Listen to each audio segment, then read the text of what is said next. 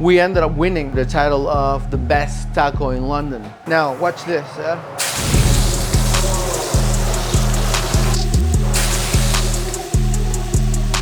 We take the cooking seriously. The philosophy is flavor first, knowing your ingredients and learning the science behind your cooking techniques. My name is Chef Smokey, or Smokey, from the renowned taqueria Hummus and Donkeys here in Leytonstone.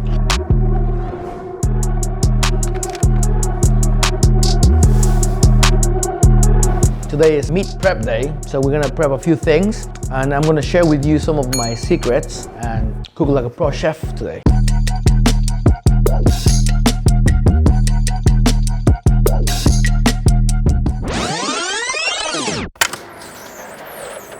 I'm the first one in and the last one to go each and every day.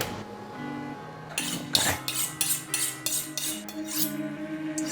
To make the pork belly, the first step is to clean and debone the pork belly pieces. Then we go into portioning every massive piece of pork belly into smaller portions, so then it's easier for us to trim the skin once it's being cooked in the oven. Then we can dry brine it. I'm turning everything neat side up, and then we're gonna apply a mix of 60-40 MSG and salt. And then we're gonna apply a slightly different mix on the skin side. We start drying it with salt a little bit. This is gonna become our crackling. So this is being just close to 2 hours. And if I can show you how much water the dry brining has gotten out of this belly. This is a lot more effective than wet brining, like 3 times more effective. After dry brining, we're gonna slow cook it in the oven for about 1.5 hours at 160. Not too low, not too high. Then we have to peel the skin of every single piece so we can make our crackling. Always try to use a flexible and thin carving knife. This is mainly collagen. Very, very delicious because you get the perfect mix of fatty, collagen, and muscle into a single piece of meat, pork belly. So pork sometimes comes with a little bit of hair in the skin.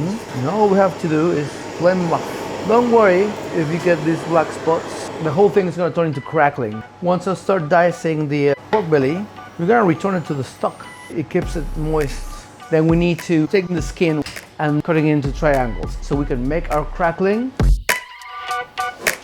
This is our main guy, Munassar, aka Mumu, aka Muñoño, aka Chef de Partie. Really? He thinks it's Chef de Party. Yeah, the David Copperfield of arranging crackling. These are gonna come looking out like golden brown. That's what we're looking for, goddamn. Now we're gonna get them into the oven now. We'll see you guys in 22 minutes, no? We might not see him in 30 minutes if he managed to keep his job for the next half an hour. All of this pork stock that you see left over in the trays, it gets turned into pork gravy. It's extremely porky, just another extra layer of flavor. So now we're back after 22 minutes. I give you nice cracklings. You see all the nubbly bubblies. If it's not brown, I ain't down, you know what I'm saying? There you go. My brain's just not working overtime. I think too fast, speak too goddamn fast. So I can't slow it down. Maybe Okay. I dropped on the head as a baby, I don't know. But it's the way I am. My Lord has blessed me. The doctor slapped you too hard, yeah? Probably. That's a crackling done.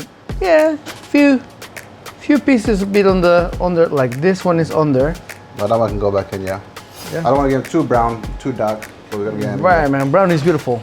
And that's how we make our crackling, homie style for the homies. You get me, my homies. All right. So basically this is the stock that we gathered from the cooking process of the pork belly.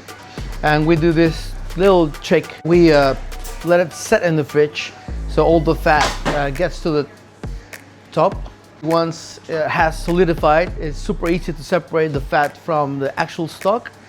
From this, we're gonna filter it twice. Once we got the stock cleared, all we do is add some apple and brandy and liquid smoke. And then you can see how the collagen in the stock makes it set like commercial stock that you buy sometimes in the supermarkets. Obviously you can't smell it, but if you could, it's like super smoky. And so then this goes into a pan to make it more fluid, and this is how it looks like. This doesn't have any flour, so it's basically the stock and the collagen and a couple of secret ingredients that we're gonna keep secret this time, but you can definitely get it to this point by just reducing it. So now we're gonna finally plate our pork belly tacos. These are black tortillas that are made mixing the ashes of the corn husk. We're gonna give them a quick flash on the plancha. We're gonna give our pork belly a head start in the oven, and then we're gonna finish browning this in the salamander for like a minute or two. This should be the moment of truth. Let's see how it looks like. That's how it should look like. Nice and crispy, golden, mahogany brown. That's what I'm talking about. Yes, sir. You're just gonna give it a final touch of seasoning, just right there. Yes. For plating this, I'm gonna use my third hand, Monasa. So we're gonna do a double portion because that's the way we roll. And we get the 2 tortillas. I'm gonna give it a nice helping of that beautiful brown belly. You can't have enough belly. Now tell me the truth, is that a real portion? That's the real portion there. We're not stingy about our homies and donkeys. Then we're gonna go with our pico mix. It's a tomato and onion mix. Now we're gonna have a mix of micro herbs. We've got micro coriander here, shiso, amaranth. That's all gonna make it taste very fragrant. And then we're gonna finish it with our cracklings. Let's finish off with one on top of each.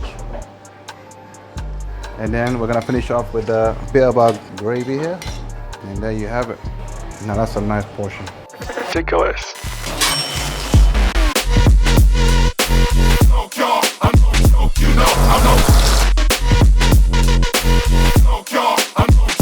God, you're ridiculous. The first step for prepping a rump taco is breaking down a rump cut. So we're gonna cut it along the grain. So we're gonna get steaks. Then we can dry brine it. You know what MSG stands for?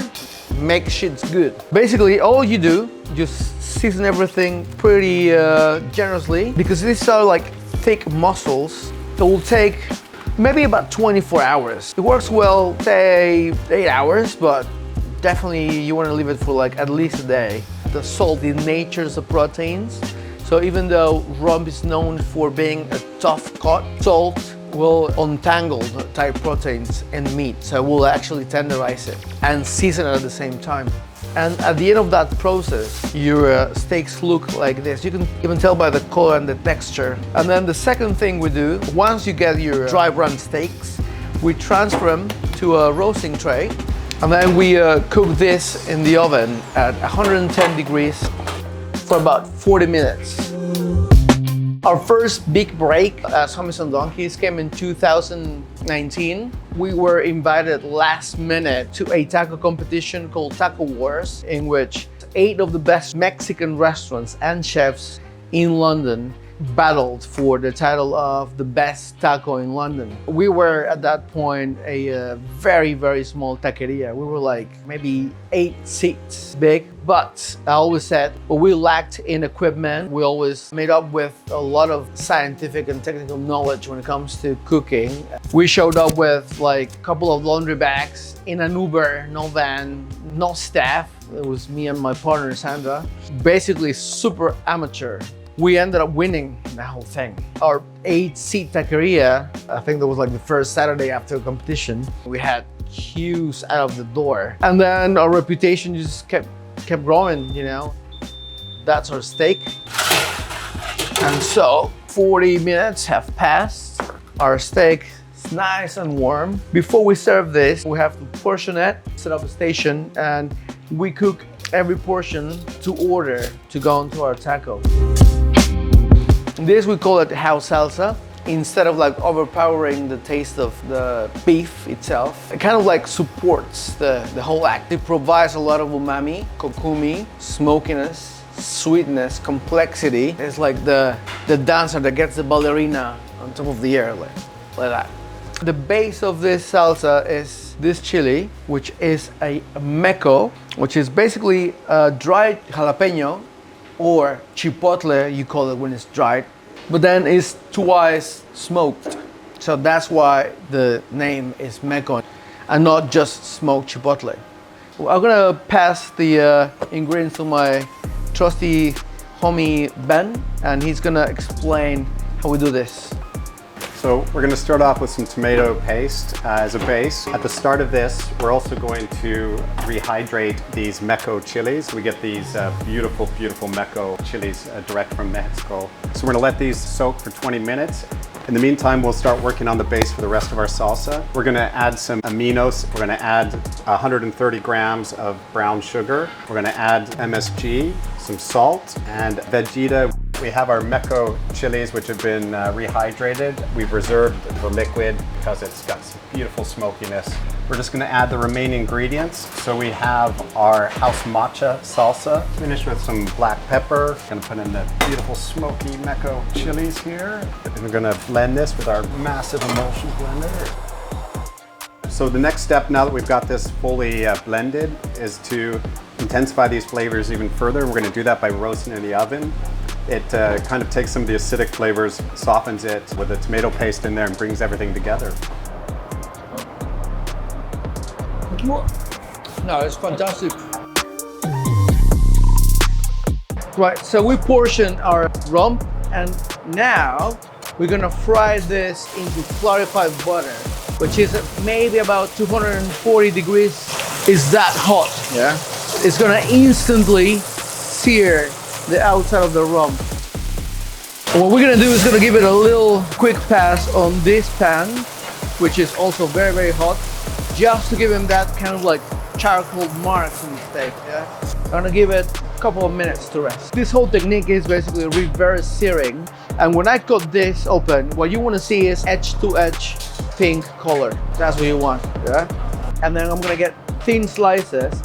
I reckon that's a nice portion. And then in here I have some of the remaining juices of the roasting process when we did it in the oven with a little bit of clear and clean clarified butter. And look what happens. All these juices are getting absorbed back into the meat. Look at the pan now. Look at that. Clean pan. All those juices back into our steak. The last two things we're gonna do, re-season so you get nice season on the interior of the meat. The last bit, we're gonna take this to the plancha, just applying gentle temperature. The muscles are gonna relax. This is so tender as it is right now, but I think we can take it an extra level of tenderness. I think we're ready to plate up, chef. Okay, excellent, let's go. We're gonna plate up, and to do this, we're gonna get a couple of blue corn tortillas, the salsa, our caramelized onions, rump. I think that's a generous portion. Nobody goes hungry at Homies and Donkeys. We're gonna finish with tiny little bit of more caramelized onion, a little touch of fresh onion. And before we run them, we just need to give an offer to the taco gods. And for that, I'm the vehicle. I'm the priest of the tacos.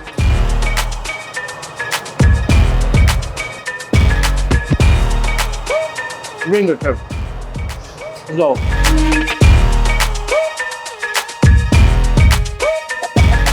Let me talk to you about something. Now that you witnessed the whole process of making the rump taco, when you come to any restaurant, you only see the thing that is in front of you that is plated. But what you don't see is the grind, the studying, the knowledge, the honing of skills, the pain of failure, learning how to fail and to start again. And to be able to do that, at least in my case, I have to be the first one in and the last one to go each and every day. You don't have to be like a Michelin star chef, but if you keep growing and keep aiming to do better every single day, you should be happy with yourself. And from the diner's perspective, think before you eat how much effort someone has put into the dish that you're enjoying.